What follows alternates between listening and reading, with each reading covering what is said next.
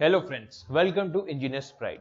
Last video में हमने ये देखा कि हम टेम्परेचर के बारे में, टेम्परेचर के जो स्केल्स हैं उसके बारे में क्या क्या जानते हैं। क्या क्या पॉइंट्स है। पहला कि टेम्परेचर स्केल आर्बिट्रेरी है।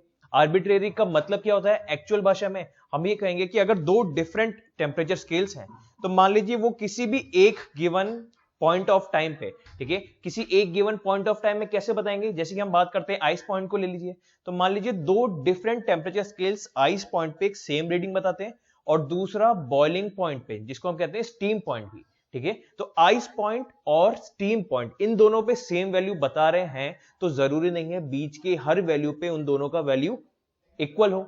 जैसे कि हम बात करें कि अगर एक दो हमारे टेम्परेचर स्केल्स हैं, दो डिफरेंट टेम्परेचर स्केल जो बिल्कुल रैंडम है, जिनका आपस में कोई रिलेशन नहीं है, हमारे दोनों में यह आया कि दोनों का जो बॉइलिंग पॉइंट है या स्टीम पॉइंट जिसको कहते हैं वो है 100 डिग्री सेल्सियस। हमने कहा ठीक है, दोनों बॉइलिंग पॉइंट दिखा रहे हैं 100 डिग्री। अब इसको सेल्सियस नहीं, मान लीजिए एक है P एक है M, ठीक है। तो ये P और M स्केल्स दोनों दिखा रहे हैं 100 डिग्री P और 100 डिग्री M, मतलब वैल्यू कितनी है 100।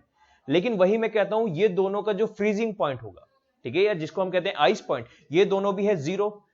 इसका मतलब ये हुआ, जो हमारा वर्ड होता है आर्बिट्रेरी होते हैं हमारे टेम्परेचर स्केल्स। इस सेंटेंस का मतलब हुआ कि अगर मैं P वाले का किसी भी एक वैल्यू की बात करूं कि 30 डिग्री P, तो जरूरी नहीं उस पे M का वैल्यू भी 30 ही हो, ठीक है।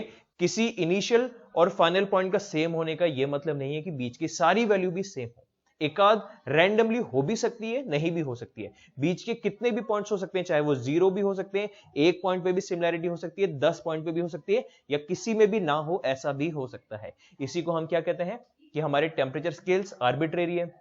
दूसरा, स्टैंडर्ड टेम्परेचर स्केल्स कौन से हैं? देखिए, टेम्परेचर स्केल्स हर इंसान अपने अपने बना सकता था, लेकिन हम वो टेम्परेचर स्केल्स को ज्यादा प्रेफर करेंगे जो वर्ल्ड वाइड यूज होते हैं, जहां हर जगह पे, क्योंकि देखिए रिसर्च अगर आप कर रहे हैं तो रिसर्च में कोई एक कंट्री का थोड़ा रिसर्च हुआ, उसी को आगे किसी और कंट्री ने बढ़ाया, तो अगर हर जगह एक कॉमन टेम्परेचर स्केल यूज होगा तो इजी होगा हमें समझने के लिए भी। इसलिए जो कॉमन सबसे यूज होते हैं टेम्परेचर स्केल्स वो है डिग्री सेल्सियस, केल्विन और फ़ारेनहाइट, ठीक है। अब हम ये बात करते हैं नेक्स्ट टॉपिक कि हम टेम्परेचर मेजर कैसे कर सकते हैं। देखिए, उसके लिए मैंने लास्ट वीडियो में आपको जरा सा क्लू दिया था कि हम दो मेथड से करेंगे, ठीक है। तो इस वीडियो में हम पहला मेथड डिस्कस करने जा रहे हैं जो कि हम यूज करा करते थे 1954 से पहले के टाइम पे, ठीक है।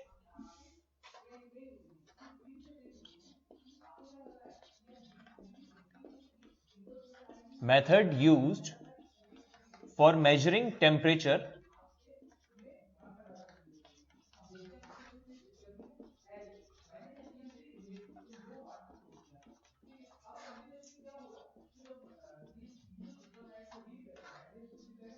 अब इस मेथड की कोई अलग से नाम नहीं है, बस ये है कि ये एक ओल्ड मेथड है,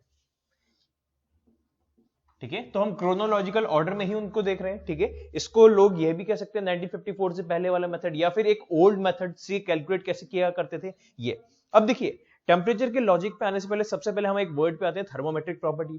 थर्मोमेट्रिक प्रॉपर्टी क्या होती है? एक ऐसी प्रॉपर्टी जो टेम्परेचर के साथ वेरी हो रही हो, हाँ या ना।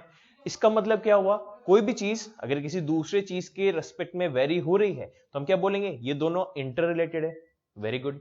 इंटर रिलेटेड कैसे हो सकते हैं? या तो डायरेक्टली प्रोपोर्शनल, या फिर लीनियर रिलेशन, या फिर क्वाड्रेटिक रिलेशन, या फिर कोई भी और पॉलिनोमियल रिलेशन। हमने कहा ठीक है। अब देखिए, हमारे पास रिलेशन किस किस के हो गए? एक तो है टेम्परेचर। टेम्परेचर का रिलेशन है किसी भी एक प्रॉपर्टी से, ठीक है। जो ये प्रॉपर्टी है इसी को हम कहते हैं थर्मोमेट्रिक प्रॉपर्टी, ओके। लेकिन ये रिलेशन अभी हम इस मेथड में यूज करने के लिए कैसे बताएं? Directly proportional, linear. अब देखिए, रिलेशन कितने टाइप से हो सकते थे? T equals to C times of P, ठीक है। C एनी कांस्टेंट और P हमारा प्रॉपर्टी, या फिर इसको तो हम कहते हैं डायरेक्टली प्रोपोर्शनल, इसको हम कहते हैं लीनियर रिलेशन,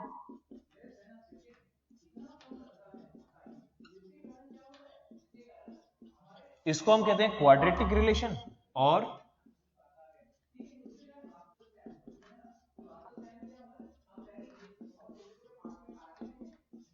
ये हुआ हमारा पॉलिनोमियल। पॉलिनोमियल मतलब 3 या फिर उसके हायर डिग्री। उससे पहले वाले पॉलिनोमियल का तो नाम है क्वाड्रेटिक और लीनियर। ठीक है, तो हमें ये तो पता है कि थर्मोमेट्रिक प्रॉपर्टी वर्ड, ये जो वर्ड है इसका डेफिनेशन ये होता है कि वो प्रॉपर्टी जो टेम्परेचर के साथ वेरी कर रही हो। ठीक है, लेकिन वेरी कैसे कर रही है, इन चारों में से क्या? तो एक चीज अब हम यहां पे रिमार्क लिख लेते हैं।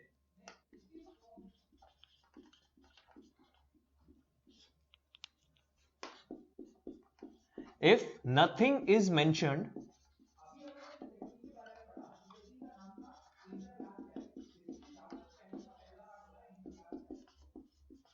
then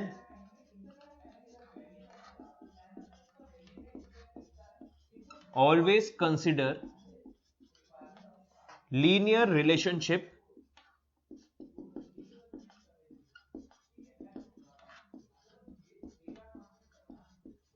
between temperature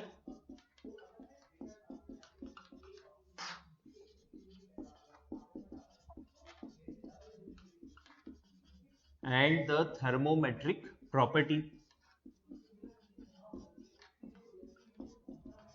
ठीक है, ये चीज इंपॉर्टेंट है। अगर क्वेश्चन में मेंशन कर रखा है कि कोई भी थर्मोमेट्रिक प्रॉपर्टी और टेम्परेचर के बीच में क्वाड्रेटिक रिलेशन है, तब तो आप ये लेंगे।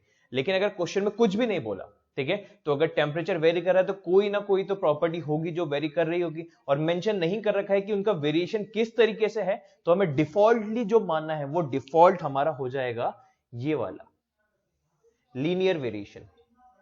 ठीक है, तो हम क्या करते हैं, ये जो मेथड यूज्ड बिफोर 1954, इसका मतलब जो पुराना मेथड है, जो ओल्ड मेथड इसको हम कहते हैं, इसमें हम क्या मानेंगे कि टेम्परेचर और जो हमारी थर्मोमेट्रिक प्रॉपर्टी है, इन दोनों के बीच में इस टाइप का रिलेशन, मतलब क्या हुआ, लीनियर रिलेशनशिप है। ठीक है, तो हम क्या बोलेंगे, एक लीनियर रिलेशनशिप मान लेता हूं, ए पी प्लस बी।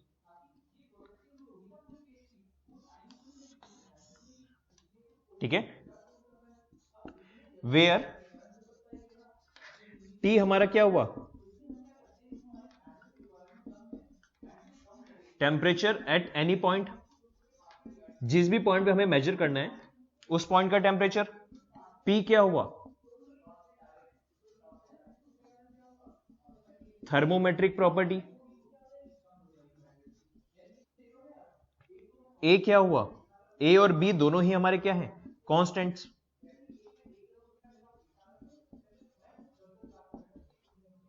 हाँ या ना?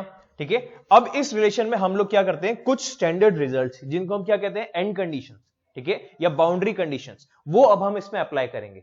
कैसे, किसी एक गिवन टाइम पे थर्मोमेट्रिक प्रॉपर्टी, एक गिवन टेम्परेचर पे थर्मोमेट्रिक प्रॉपर्टी, सिमिलरली दूसरे गिवन टेम्परेचर पे उसकी रेस्पेक्टिव थर्मोमेट्रिक प्रॉपर्टी। समझ में आया? ठीक है, तो अब हम क्या बात करते हैं, हम क्या लेते हैं, एट आइस पॉइंट,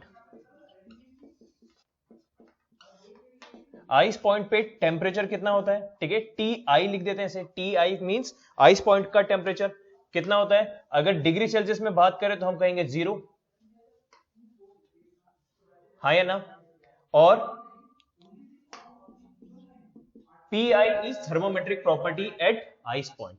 ठीक है, जो भी हमें रेस्पेक्टिव थर्मोमेट्रिक प्रॉपर्टी, चाहे वो प्रेशर हो, वॉल्यूम हो, according to the question. Similarly अगर मैं बोलूं एट स्टीम पॉइंट,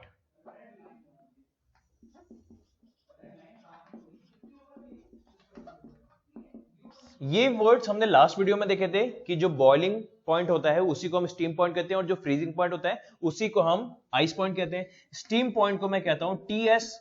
टीएस पे अगर हम इस डिग्री सेल्सियस स्केल की ही बात करें तो टीएस मतलब temperature at steam point 100 degree Celsius, और पीएस इज स्टीम पॉइंट पे ही रेस्पेक्टिव प्रॉपर्टी। यहां पे आइस पॉइंट पे जो प्रॉपर्टी की बात कर रहे हैं वही प्रॉपर्टी स्टीम पॉइंट पे क्या होगी। ठीक है, अब हम क्या करते हैं, इसके अंदर वैल्यू पुट कर देते हैं। ठीक है, सबसे पहले आइस पॉइंट की बात करें अगर हम, आइस पॉइंट मतलब 0 degree Celsius equals to a P I plus b. Similarly अब मैं अगर स्टीम पॉइंट रखूं,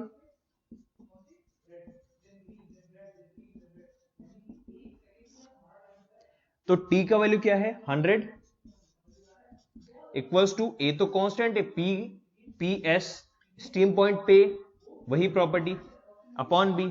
अब हम क्या करते हैं, ये माइनस ये, मतलब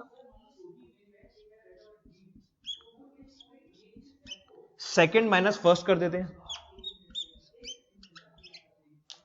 तो हमारे पास क्या आ जाएगा, यहां पे क्या बचेगा 100 माइनस 0 100 इक्वल्स टू, यहां पे क्या बचेगा B तो कट जाएगा, हमारे पास क्या बचेगा A PS minus A PI।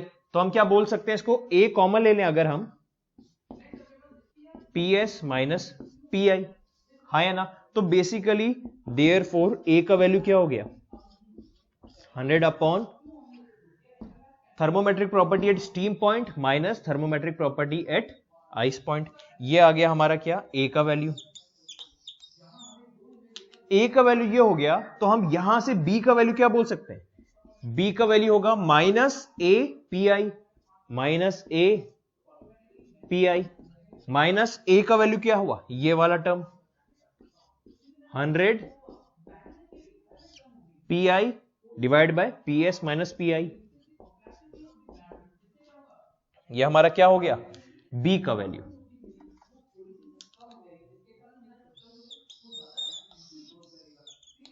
अब देखिए A और B हमारे क्या थे कांस्टेंट्स इस इक्वेशन में, तो हम क्या बोल सकते हैं, therefore temperature at any point is A का वैल्यू क्या हुआ 100 upon PS minus PI into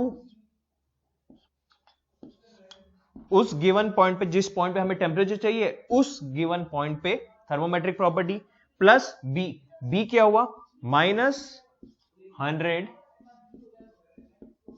PI upon PS minus PI। समझ में आया। अब आप चाहे तो इसमें से क्या कॉमन निकाल लीजिए, देखिए 100 अपॉन PS माइनस PI आप पूरे से बाहर निकाल सकते हैं, तो हम क्या बोलेंगे therefore T equals to 100 upon PS minus PI।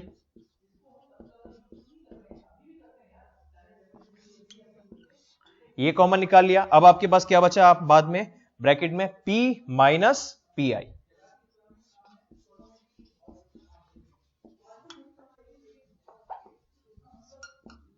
ये क्या आया, टेम्परेचर जिस पॉइंट पे हमें थर्मोमेट्रिक प्रॉपर्टी चाहिए, जिस भी पॉइंट पे टेम्परेचर की रीडिंग चाहिए वहां की हम थर्मोमेट्रिक प्रॉपर्टी रखेंगे। PS मतलब स्टीम पॉइंट पे वही थर्मोमेट्रिक प्रॉपर्टी, और PI मतलब आइस पॉइंट पे वही थर्मोमेट्रिक प्रॉपर्टी। तो यहां से हमारा क्या निकल गया, टेम्परेचर निकालने का एक तरीका। समझ में आया फ्रेंड्स। ओके, अब नेक्स्ट वीडियो में हम लोग क्या देखने वाले हैं कि ये तो था ओल्ड मेथड, या फिर हम कहते हैं 1954 से पहले यूज करने वाला मेथड। अब नेक्स्ट वीडियो में हम देखने वाले हैं कि अब नया जो मेथड है, या फिर इसे न्यू मेथड या मेथड यूज्ड आफ्टर 1954 हम कह सकते हैं, वो मेथड क्या था उसको हम देखेंगे नेक्स्ट वीडियो में। वीडियो अच्छा लगे तो वीडियो को लाइक कीजिए, चैनल को सब्सक्राइब कीजिए, और अपने फ्रेंड्स को भी वीडियो शेयर करना ना भूलें। आपके लाइक्स ही हमारे लिए मोटिवेशन है। Thank you friends and have a nice day.